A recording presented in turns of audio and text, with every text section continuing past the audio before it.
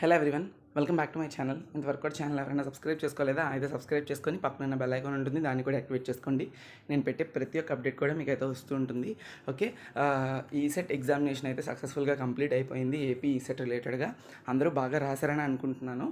మంచిగా చెప్తున్నారు అన్న, బాగా రాశాను అని చెప్పి మీ గైడెన్స్ వల్ల అలా చెప్పిన వాళ్ళందరికీ కూడా థ్యాంక్ యూ సో మచ్. బాగా రాయలేదు అనుకున్న వాళ్ళు కూడా కంగారు పడద్దు, రిజల్ట్ వచ్చే వరకు కూడా. అండ్ ప్రిలిమినరీకి రెస్పాన్స్ షీట్ ఎప్పుడు వస్తుంది అనేది వీడియో చేశాను, ఒకసారి అయితే చెక్ చేయండి. డిస్క్రిప్షన్లో లింక్ ఇస్తాను, చూడండి. ఓకే, ఫస్ట్ ఆఫ్ ఆల్ అయితే క్వశ్చన్ పేపర్ టఫ్నెస్ అనేది ఒక్కొక్క బ్రాంచ్కి ఒక్కొక్కలా ఉంటుంది. కొన్ని వాళ్ళకి ఈజీగా ఇచ్చారు నిన్న జేఎన్టీయూ అనంతపూర్ వాళ్ళు, కొంత వాళ్ళకి కొంచెం డిఫికల్టీనెస్ చేయి ఉండొచ్చు కూడా. That's depends upon the branch బట్టి ఉంటుంది. షిఫ్ట్లు బట్టి ఎంపీసీ అయితే ఒకేలా ఉంటుంది. మార్నింగ్ షిఫ్ట్ వాళ్ళకి అంతా ఎంపీసీ ఒకలా ఉంటుంది, మధ్యాహ్నం షిఫ్ట్ వాళ్ళకి అంతా ఎంపీసీ ఒకలా ఉంటుంది. ఓకే, సో అదంతా పక్కన పెడితే ఎంతమంది స్టూడెంట్స్ అపియర్ అయ్యారు, ఎంతమంది స్టూడెంట్స్ అప్లై చేశారు ఈసెట్కి అనేది మనకి న్యూస్ పేపర్లో ఇవ్వడం జరిగింది.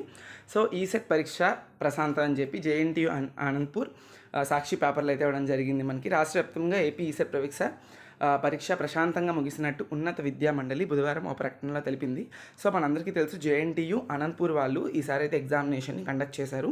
బోత్ ఏపీ అండ్ టీఎస్ కలిపి, అంటే ఏపీ స్టేట్ నుండి అప్లై చేసిన వాళ్ళు ఉంటారు, టీఎస్ వాళ్ళు కూడా ఏపీకి అప్లై చేసిన వాళ్ళు ఉంటారు. అలా మొత్తం ఏపీ ఈసెట్కి 37,767 అప్లికేషన్స్ అయితే రిసీవ్ అయ్యాయి. సో అంతమంది అప్లై చేశారు. అండ్ అందులో రాసిన వారు ఎంతమంది అంటే 36,369 మంది ఎగ్జామినేషన్కి అయితే అపియర్ అయ్యారు. సో ఆల్మోస్ట్ ఒక 1,500 స్టూడెంట్స్ వరకు డ్రాప్ అయ్యారు, ఎగ్జామ్ రాయలేదు. సో టోటల్ 96.30% మంది అపియర్ అయ్యారు ఎగ్జామినేషన్కి అప్లై చేసిన వాళ్ళలో. ఓకే, ఎవ్రీ ఇయర్ కూడా ఇలానే 33,000 నుండి 37 మధ్యలోని మనకి అప్లై చేసుకోవడం అండ్ అలానే రాయడం జరుగుతున్నది.